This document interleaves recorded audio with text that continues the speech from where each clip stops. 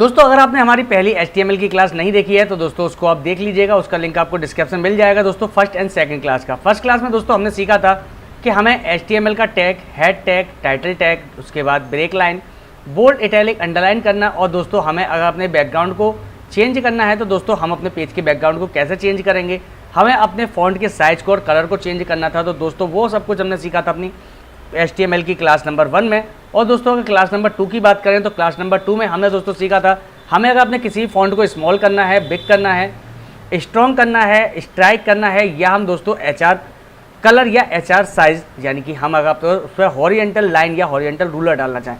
तो आज की वीडियो में दोस्तों हम लोग जो सीखेंगे वो हम दोस्तों सीखेंगे अपने HTML के पेज के अंदर दोस्तों अगर हमें कोई भी यहाँ पर अगर बैकग्राउंड में पिक्चर डालनी है तो जी हाँ दोस्तों, अगर हमें अपने HTML के पेज में कोई भी बैकग्राउंड पिक्चर डालनी है तो वो हम दोस्तों यहाँ ईजी डाल सकते हैं। सबसे पहले हम यहाँ ओपन करते हैं अपने पास नोटपैड। हमने दोस्तों यहाँ पर नोटपैड को ओपन कर लिया। अब दोस्तों नोटपैड को ओपन करने के लिए सबसे पहले वही आपको कमांड देनी है। सबसे पहले यहाँ पे HTML हेड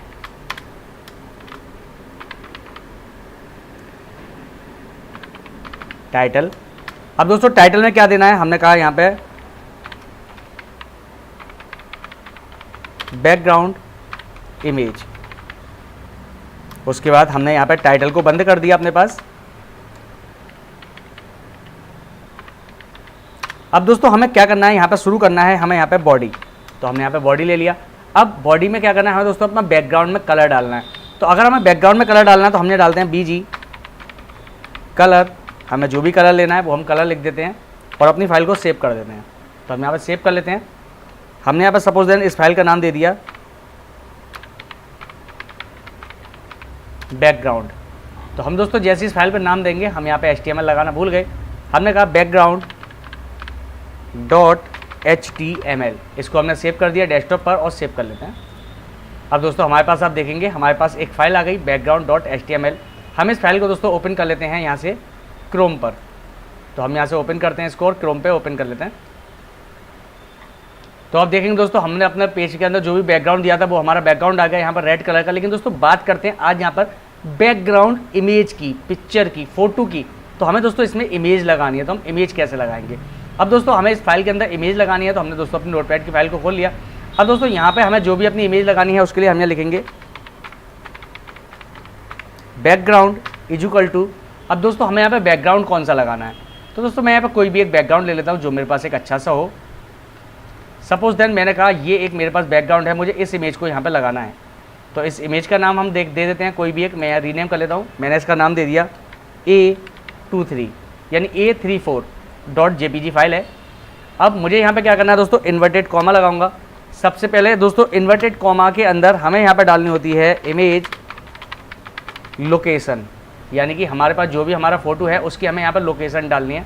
अब हमें कौन सी लगानी है, ये वाली फाइल। तो हम इस पर राइट क्लिक करेंगे, इसकी प्रॉपर्टी पे चले जाएंगे। सबसे सिंपल तरीका दोस्तों बता रहा हूँ, HTML सीखने का इससे आसान तरीका आपको कहीं और नहीं मिलेगा। मैं बिल्कुल सिंपल स्टेप में आपको HTML या कोई भी आप प्रोग्रामिंग सीखेंगे सब कुछ आपको बिल्कुल सिंपल स्टेप में। तो ये है इसकी लोकेशन।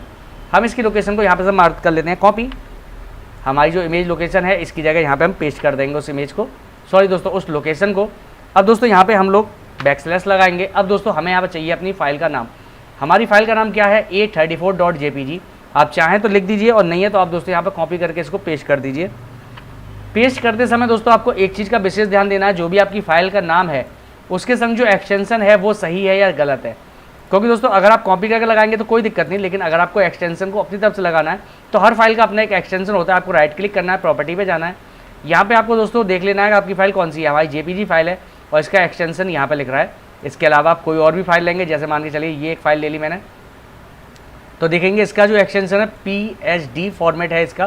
तो दोस्तों हर एक फाइल का अपना फॉर्मेट होता है। दोस्तों अगर हमें बैकग्राउंड में अपनी में इमेज लगाना है तो हमें उसका फॉर्मेट चेक कर लेना चाहिए। फॉर्मेट उसका JPG होना चाहिए, BMP होना चाहिए या PNG होना चाहिए। ऑलमोस्ट दोस्तों यही हमारे फॉर्मेट होना चाहिए। इसके अलावा कोई फॉर्मेट अगर पिक्चर के फॉर्मेट में है तो दोस्तों आप उसको लगा के देख लीजिएगा। लेकिन दोस्तों ये 3 फॉर्मेट हम लोग यूज करते हैं, BMP, JPG एंड PNG। तो हमने दोस्तों अपनी फाइल को यहाँ पर डाल दिया, फाइल पर गए, इस फाइल को सेव कर देते हैं। हमने जो पेज अपना देखा था उस फाइल को यहाँ पे ओपन कर लेते हैं। जो भी हमारा पेज था, हमारा पेज आ गया। यहाँ पे से रिफ्रेश करते हैं और देखते हैं हमारा बैकग्राउंड आएगा या नहीं आएगा। तो आप यहाँ देखेंगे दोस्तों हमारा बैकग्राउंड यहाँ पे देखिए आ चुका है, जो भी हमने बैकग्राउंड लगाया था। अब इसके ऊपर आपको कोई भी मैटर डालना है तो आप यहाँ मैटर डाल सकते हैं। मैंने यहाँ पर क्लिक किया, एंटर किया। मैं डायरेक्टली यहाँ पे लिख लेता हूँ, हेडिंग बना लेता हूँ H1। इसके बारे में हम आगे समझेंगे, अभी यहाँ बैकग्राउंड की बात है खाली। हमने कृष्णा वासने लिख दिया और यहाँ पे H1 को बंद कर दिया। सेव कर लेते हैं, पेज पे जाते हैं और यहाँ से रिफ्रेश करते हैं। तो आप देखें दोस्तों हमारा नाम यहाँ पर आ गया। नाम सही से नहीं चमक रहा है तो हम यहाँ पे अपने नाम को भी चेंज कर लेते हैं थोड़ा सा। फॉन्ट, फेस को हम यहाँ पे कॉपर दे देते हैं।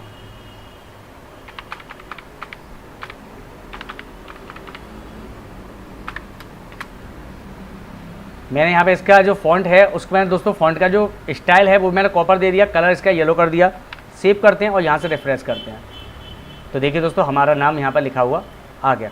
आई होप दोस्तों आपको समझ में आ चुका होगा कि अगर आपको HTML के अंदर अपनी बैकग्राउंड में कोई भी फोटो या इमेज लगानी है तो वो आप कैसे लगा सकते हैं। दोस्तों एक ज़रूरी बात आपको और ध्यान रखनी है, अगर अपनी फाइल को दोस्तों अगर आप गूगल क्रोम के अलावा किसी भी और ब्राउज़र में खोलते हैं, जैसे ही दोस्तों हमने यहाँ फाइल बनाई थी, हम इस फाइल को डायरेक्टली फायरफॉक्स में खोलते हैं तो आप दोस्तों देख पाएंगे कि दोस्तों इसके अंदर आपकी इमेज यहाँ पर नहीं आएगी। मैं यहाँ पे आपको दिखा देता हूँ दोस्तों, थोड़ा सा वेट करते हैं। देखिए हमारी फाइल खुल रही है। देखिए दोस्तों यहाँ पे केवल मैटर आ रहा है, हमारी फाइल नहीं आ रही है। लेकिन दोस्तों इसी फाइल को अगर आप गूगल क्रोम पे खोलेंगे तो दोस्तों आपकी इमेज के अंदर बैकग्राउंड आ जाएगा, क्योंकि गूगल क्रोम में आपकी ये बैकग्राउंड BG वाली कमांड है वो दोस्तों काम नहीं कर पाती है।